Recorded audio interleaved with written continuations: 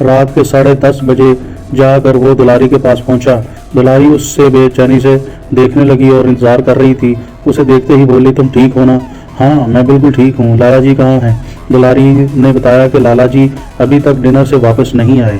اب اس سے پوچھنے لگی کہ ایسی مصیبت آن پڑی تھی کون سے اسے اکیلے بھاگنا پڑا۔ عمران نے دلاری کو اپنے ساتھ لگاتے ہوئے کہا، میری جان کل بتاؤں گا۔ دلاری اتنے میں ہی خوشی سے نہال ہو رہی تھی کہ عمران نے اس سے ایک محبت کا اظہار بڑی گرمجوشی کے ساتھ کیا ہے۔ دوسرے دن عمران امام صاحب کے ہاں گیا۔ اس نے ان کو حجرے میں تالا لگا دیکھا۔ عمران مسجد میں ایک طرف جا کر بیٹھ گیا۔ وہ نماز کا وقت نہیں تھا، مسجد خالی پڑی ہوئی تھی۔ تھوڑی دیر میں امام صاحب بھی وہاں تشریف لے آئے۔ انہوں نے عمران کو دیکھا تو اشارے سے پیچھے آنے کے لیے کہا۔ وہ تالا کھول کر حجرے میں چلے گئے۔ عمران بھی ان کے پیچھے حجرے میں چلا گیا۔ امام صاحب نے دروازہ بند کر کے کنڈی لگا دی اور بتی جلا دی۔ کہنے لگے، بیٹھ جاؤ، میں ابھی اپنے خاص آدمی سے مل کر آ رہا ہوں۔ عمران نے پوچھا، کیا کوئی انتظام ہوا؟ امام صاحب کہنے لگے، یہ آدمی دھماکہ خیز بم تیار کرنے آیا، مگر وہ اس سارے کام کو دیسی ساخت سے کرتا ہے، لیکن آدمی ہے بہت کاریگر۔ جب میں نے اسے بتایا کہ ہمیں چھوٹے سے چھوٹے سائز کا بم درکار ہے تو اس نے مجھے کہا کہ میں آپ کو بال پین کے سائز کا بم تیار کر کے دے سکتا ہوں، مگر یہ گارنٹی نہیں دے سکتا کہ وہ عین ٹائم پہ پھٹے گا۔ بڑے بم میں جو کلاک لگا ہوتا ہے وہ صحیح ٹائم پر اپنا وقت پورا کر کے پھٹتا ہے، لیکن بال پین کے سائز کی گارنٹی نہیں دی جا سکتی کہ وہ پھٹ بھی سکتا ہے اور نہیں بھی پھٹ سکتا۔ کمانڈر عمران اس پوری بات کو بڑی توجہ سے سن رہا تھا۔ امام صاحب کہنے لگے، اگر تم کہو تو میں اس سے بال پین کے سائز کا بم تیار کروا لوں، اب جیسے تمہاری مرضی۔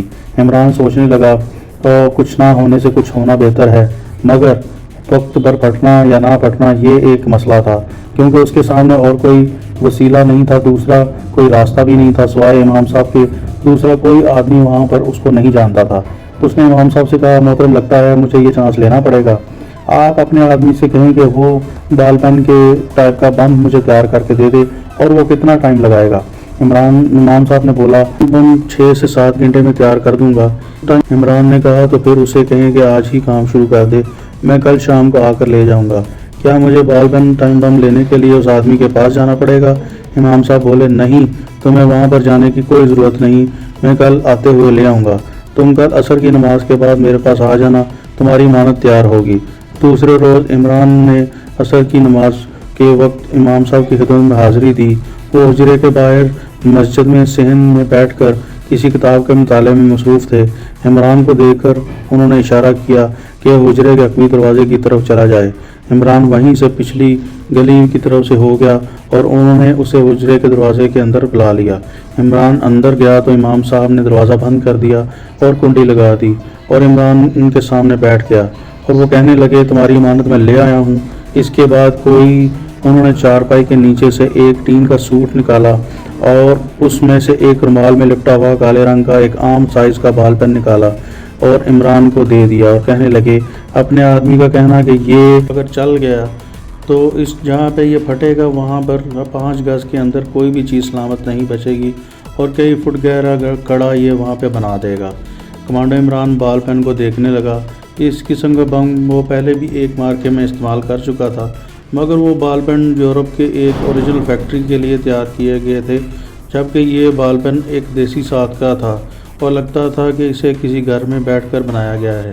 اس نے امام صاحب سے پوچھا، اس کا کلاک پوائنٹ کہاں ہے؟ امام صاحب نے بال پین کے کلپ کی طرف اشارہ کیا اور کہا، صرف اس کے کلپ کو دبانے کی ضرورت ہے، اس کے بعد یہ اپنے حساب سے اپنے وقت مقرر پہ پھٹے گا، جو اپنے آدمی کے کہنے کے مطابق 1 گھنٹے کا ہے، یعنی اس کے کلاک کے اندر 1 گھنٹے میں پھٹنے کا ٹائم مقرر ہے۔ اگر یہ پھٹ گیا تو عمران نے شک کا اظہار کرتے ہوئے کہا۔ امام صاحب بولے، اپنے آدمی نے اس کی گارنٹی تو نہیں دی، لیکن اتنا ضرور کہا ہے کہ امکان 50% ہی ہے، چل بھی سکتا ہے اور نہیں بھی چل سکتا۔ اس کی وجہ یہ بتائی کہ اس کی ٹیکنالوجی بڑی نازک اور پیچیدہ ہے، جس کے لیے اس کے لیے خاص قسم کی مشینری کی ضرورت پڑتی ہے، اس وجہ سے عین وقت پر یہ اس میں خرابی پیدا کر سکتا ہے۔ کمانڈر عمران نے بال پین کو رومال میں لپیٹ کر اپنی جیب میں رکھ لیا اور امام صاحب کا شکریہ ادا کرنے کے بعد وہاں سے واپس لالا ٹکم چند کے بنگلے میں روانہ ہو گیا۔ اسی رات لالا جی کی زبانی معلوم ہوا کہ چندر پور والے جنگل کے ایمینیشن ڈپو میں اگنی میزائلوں کی کھیپ آنی شروع ہو گئی ہے۔ بعد میں دلاری کی زبان سے بھی اس بات کی تصدیق ہو گئی۔ اپنے اس مشن میں عمران دلاری کو شریک نہیں کرنا چاہتا تھا۔ یہ اس کا اہم ترین مشن تھا جس کی خاطر عمران نے دلاری سے عشق و محبت کا ڈرامہ رچایا تھا، اور اس کی وجہ سے ہی وہ اتنی دیر سے یہاں پر بیٹھا تھا۔ دلاری نے عمران کو بتایا کہ لالا جی 2-3 دن غیر حاضر رہیں گے، کیونکہ چندر پور میں انہوں نے جو ایمینیشن ڈپو تیار کیا ہے اس میں فوجی کینوائے آنا شروع ہو گئے ہیں۔ دلاری کو لالا جی ٹکم چند فوجی ٹھیکیدار نے اگنی میزائلوں کے بارے میں صرف اتنا ہی بتایا تھا کہ اس میں فوجی کینوائے آنا شروع ہو گئے ہیں۔ اس سے زیادہ اس نے دلاری کو کچھ نہیں بتایا تھا۔ کمانڈو عمران چاہتا تھا کہ دلاری کے ذریعے اگنی میزائلوں کی سپلائی کے بارے میں مزید معلومات حاصل کرے، لیکن اس کا خیال میں اس کو دلاری کے اوپر شک تھا اور وہ اس کے مزید نہیں خریدنا چاہتا تھا۔ 3-4 دن کے بعد جب لالا جی واپس آئے تو ان کی زبانی معلوم ہوا کہ ان کا کام مکمل ہو چکا ہے اور اب وہ واپس جانے کی تیاری کر رہے ہیں۔ کمانڈو عمران چوکس ہو گیا۔ بال پین بم اس کے پاس موجود تھا، صرف اسے اگنی میزائل ڈپو کے اندر کسی طرح پھینکنا تھا۔ بظاہر یہ معمولی سا کام تھا، لیکن عملی طور پر یہ انتہائی مشکل اور بے حد ناممکن کام تھا۔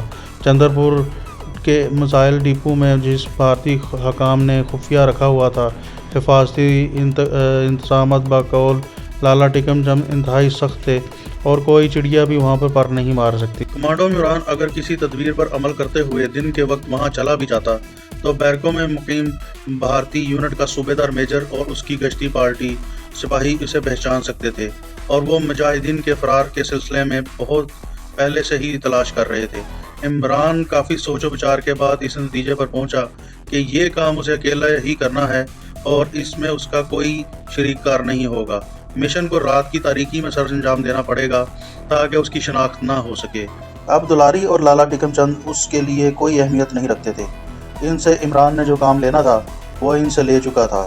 یہ لوگ اب اس کی نگاہوں سے اوجھل ہو چکے تھے۔ ان کے سامنے صرف ایک ہی ٹارگٹ تھا جہاں رات کے اندھیرے میں وہ کسی طرح پہنچ جائے اور اپنا بال پین بم اس نو تعمیر شدہ ڈپو کے اندر پھینک سکے۔ اس مشن کے لیے ضروری تھا کہ عمران ایک رات پہلے ٹارگٹ کا سروے کرے اور دیکھ سکے کہ سیکیورٹی کے انتظامات کیا ہیں اور کامیابی کے کیا امکانات ہیں۔ ٹارگٹ اس نے دیکھا ہوا تھا، جیسا کہ ہم بیان کر چکے ہیں۔ جب ایمینیشن ڈپو تیار ہو رہا تھا تو کمانڈو عمران دلاری کے ساتھ اسے دیکھنے آیا تھا اور اس نے یہ نوٹ کر لیا تھا کہ ایمینیشن ڈپو ایک بڑے ہال کی شکل میں ہے جس سے 2 فٹ کے فاصلے پر فوجی یونٹ کی 2 بیرکیں ہیں۔ ایمینیشن ہال کا صرف ایک ہی گیٹ ہے جو کہ لوہے کا ہے، دوسرا کوئی گیٹ نہیں تھا۔ اس کے پیچھے ہال عقبی دیوار کے ساتھ بنے ہوئے تھے۔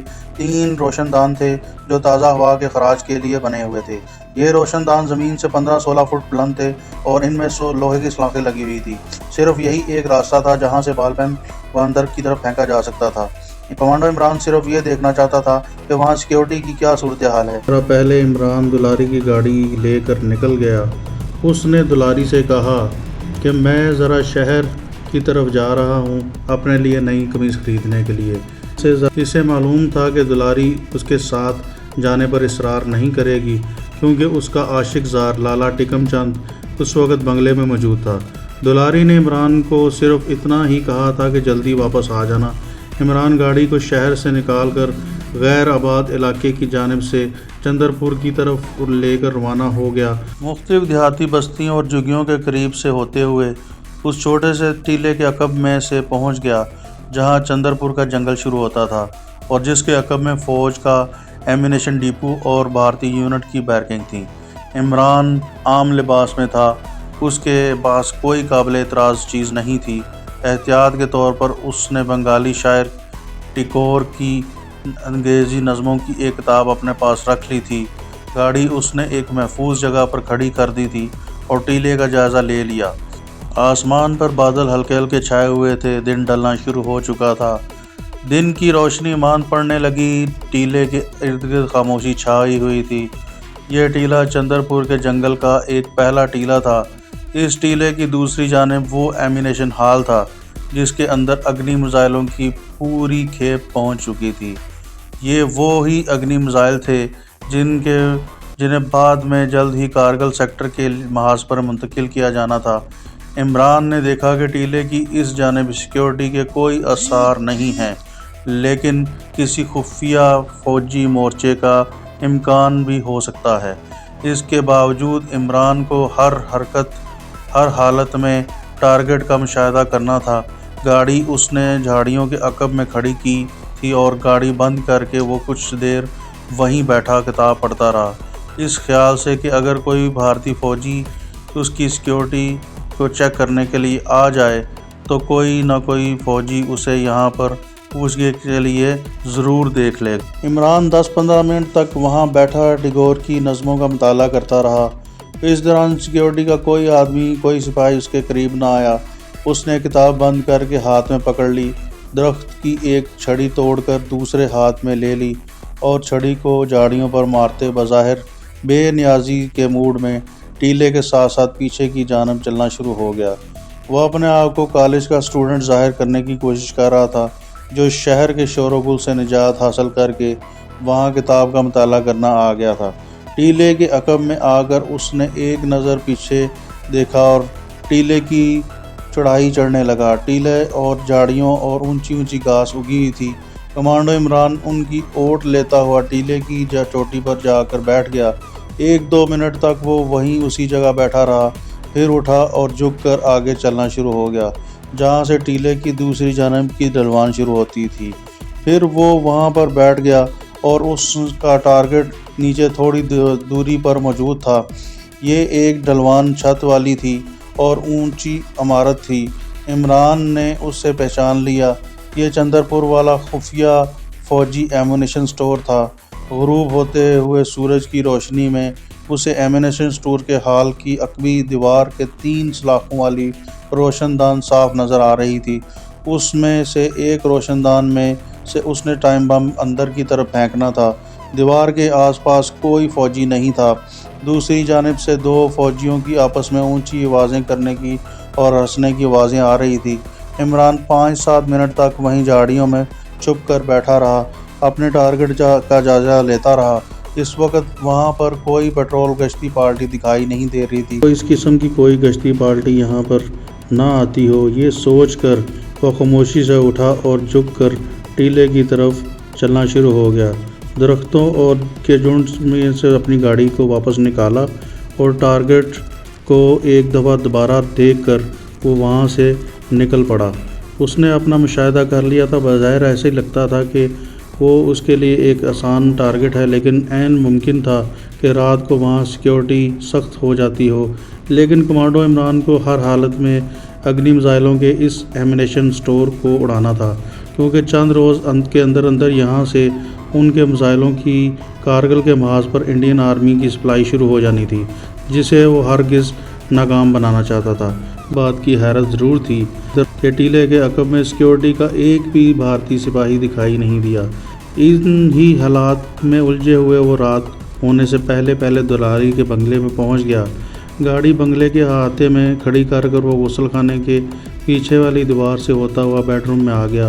اس نے کمانڈو آپریشن کے لیے اس رات کا وقت طے کر لیا تھا۔ وہ تاخیر نہیں کرنا چاہتا تھا۔ حالات اگرچہ سازگار تھے تو وہ فوراً ہی اس کو اٹیکنگ کنڈیشن میں لانا چاہتا تھا۔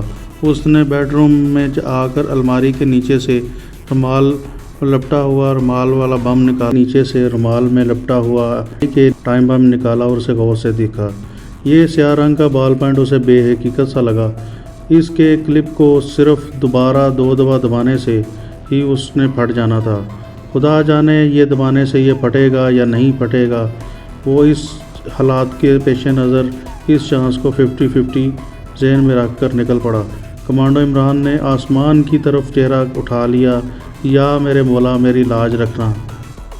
اس نے ٹائم بم کو جلدی سے رومال میں لپیٹ کر اپنی قمیض کی جیب میں بڑی احتیاط کے ساتھ رکھ لیا۔ اس کی پتلون سامنے ٹنگی ہوئی تھی۔ عمران نے اس کی جیبوں میں ہاتھ ڈال کر دیکھا، اس کے پاس کچھ بھی نہیں تھا۔ کمانڈو ایکشن کے بعد اگر وہ زندہ بچ نکلتا تو اسے وہاں سے فرار ہونے کے لیے واپس دلی حاجی صاحب کے پاس پہنچنا تھا۔ اگر بال پوائنٹ ٹائم بم ایمونیشن سٹور میں پھینک دینے کے 1 گھنٹے کے بعد ہٹ جاتا تو عمران کے پاس صرف 1 گھنٹے کا وقفہ تھا، جس کے دوران اسے ایک بہت بڑے آتش فشاں کے پھٹنے سے आग उगलते हुए बारूद और दहते हुए आहनी टुकड़ों से बचकर निकलना था। बड़ा मुश्किल काम था, मगर कमांडर इमरान को इसकी कोई परवाह नहीं थी कि एमुनेशन स्टोर के फटने के बाद उसके साथ क्या होता। ज़्यादा से ज़्यादा यही हो सकता था कि वो अग्नि मिसाइलों के धमाके की जद में आ जाता और उसके पड़ाखे उड़ जाते, और इसकी परवाह नहीं थी उसको। इससे ज़्यादा उसको इस चीज़ की खुशी थी कि अगर ये काम हो गया तो वो अपने इस जिस्म को जहाद कश्मीर और अल्लाह की खुशनुदगी के लिए कुर्बान होते हुए देख सकता था। एक बात हमेशा याद रखें, मुसलमान कमांडो कभी मौत से नहीं डरता, बल्कि मौत उससे डरती है। एक कलमा गो मुसलमान कमांडो जो इन मौत पर फतह हासिल करने के बाद ही अपने मिशन के लिए निकलता है। कमांडो इमरान को सफ़र के लिए कुछ पैसों की ज़रूरत थी। उसको अपनी एक पुरानी पतलून का ख्याल आ गया जो उसके बेडरूम की अलमारी के नीचे खाने में बंद थी। उसको याद आ गया कि उसने पतलून में कुछ रुपए संभाल कर रखे हुए थे। इमरान ने जल्दी से अलमारी में से पुरानी पतलून निकाल कर उसकी जेबों की तलाशी ली। वो बहुत खुश हुआ। पतलून की खुफिया जेब में 150-200 रुपए के करीब इंडियन करेंसी निकल आई। उसने वो रकम अपनी पतलून की जेब में संभाल कर रख ली जो उसने आज रात पहनकर अपने मिशन पर रवाना होना था।